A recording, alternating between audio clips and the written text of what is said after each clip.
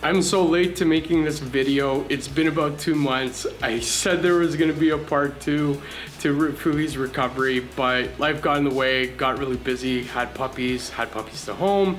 Bunch of other stuff was going on and I haven't had time to make a video. I'm not gonna make any excuses, so I'm just gonna jump right into it. I'm gonna talk to you guys about Füli's nair and soft palate surgery, his recovery. It's been about 2 months now, so he's pretty much all healed up and I could kind of speak more to it. So that's what I'm gonna share with you guys today.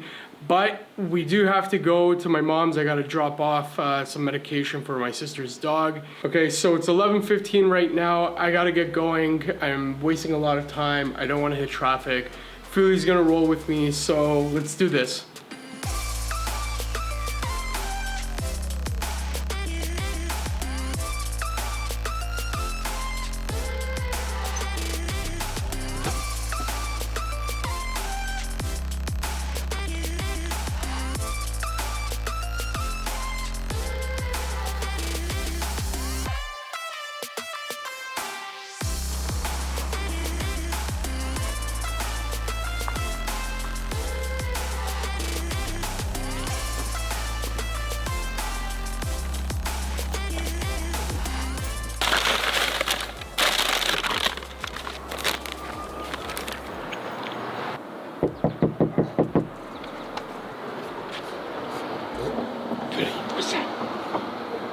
Who's that? Hi.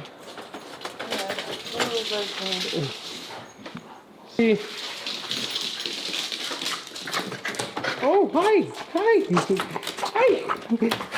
Oh my God. Füli, come. Let's go. Hi, Dobby.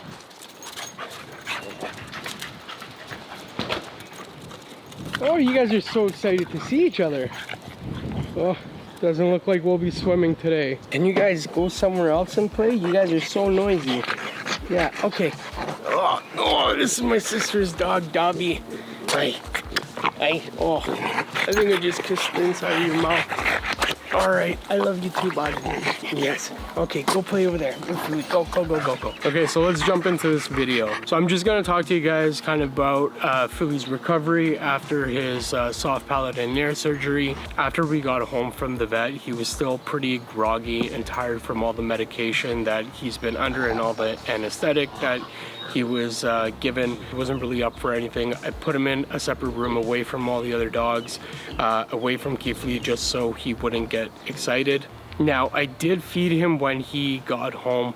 I gave him ground beef. I seared it a little bit just to kind of burn off any of like the bacteria that was on the outside of it. I didn't do a full cook on it, so that's what I gave him for basically the next like 3 to 4 days. I continued to give Füli his medication that we were sent home from the vet. I continued that all the way until we basically ran out. Now, I kept him away from any kind of exercise, other dogs, anything that would get him very excited. I basically kept him away from that. That includes his toys, which was really hard for me to do because he does like his toys. So I had to put all that stuff away for at least like 3 to 4 days. And the reason we did that is just because I didn't want him to chew too much or anything that was going to aggravate his face or pull the stitches apart that were inside of his nose. Those were the doctor's orders, so we just followed that. Now, it wasn't until about a few days after that I gave his toys back and then allowed him to go and hang out with the other dogs. I did monitor how much playtime he did get with them. I was making sure that periodically I would go and check up on his nose, make sure that there wasn't any discharge or that it wasn't bleeding or looked infected or anything like that. The vet did say that the recovery time was going to be about 2 weeks for him. I would say about after 2 days, Füli started coming back around. He was starting to be more mobile. At that point, I still didn't take him in for any long walks. Also, when I put his collar on him, I made sure that it was very loose around his neck, and I just took him outside in our yard. He did his business and whatnot, but we didn't actually do any bigger walks for about like 2 weeks.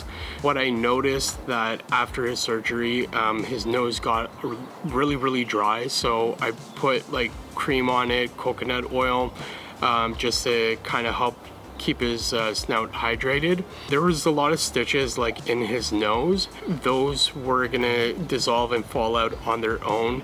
So fortunately with Füli, he is not a big scratcher, and it didn't seem like the stitches were irritating him at all, because I never really caught him kind of like rubbing out his nose or like trying to scratch it. Having him open his, I guess his wounds wasn't a very big concern for me. Hey, can you guys look at this? Füli, Dobby, over here. Go over there, go. You guys are loud. Oh, of course Dobby wants to come. Okay. Oh, you stink too. Oh, okay, go. Oh, you smell. Oh, here he is. Okay. Okay, go. So after about 4 days, that's when I started to reintroduce his regular raw to him. Now, I have a good relationship with the company that I get my raw food from. So I had a custom order made for him where triple grind down the bone, so it was very fine for him. So there wasn't much concern with him digesting that or having his throat irritated or anything like that. Guys, go somewhere else. Now, another thing that I did notice with Füli after he got his surgery done is that his sense of smell was totally heightened. He was smelling everything. Even when I cooked anything at home, I could tell that I believe that this was his first time actually being aware of his sense of smell, because he would put his nose up and he would like look around and you could see that he was taking in the scents. Also, he showed a really big interest in Füli.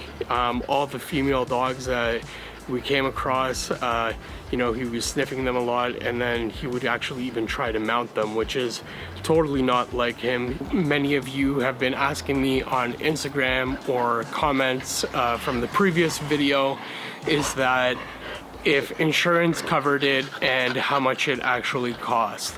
Now, I got a couple of quotes from a different vets, and the prices ranged anywhere from 2,000 to 5,000 Canadian. Our procedure with the initial consult and the medication and the actual day of the surgery, it came out to about $2,500. So I was on the lower end of the quotes that I've collected. Now, I did submit it to the insurance company and they did deny it. They didn't really give any kind of like clear explanation. They said that it was a pre-existing condition, and that's why they were denying it. However, I tried to appeal this. It didn't work in my favor. They said that it was a pre-existing condition. I argued that there's no record of any vet that we've been to in the past that has diagnosed him with any kind of breathing issues or of anything of that nature. So that really sucked, but whatever, it is what it is. It did a lot of good for him. So and you know, it improved his quality of life, his ability to eat. I didn't have to worry about him not digesting his food properly or throwing it up. He's a lot more active, he's a lot more energized. I could just tell overall that he is a very happy dog. Alright guys, that's it for today's video. I hope you guys enjoyed it. I hope you guys got something out of it. If you did, please let me know down in the comments. And if you're not subscribed already, make sure you like this video, subscribe, and hit that notification bell so you get notified of the next video. And I'll see you guys next time.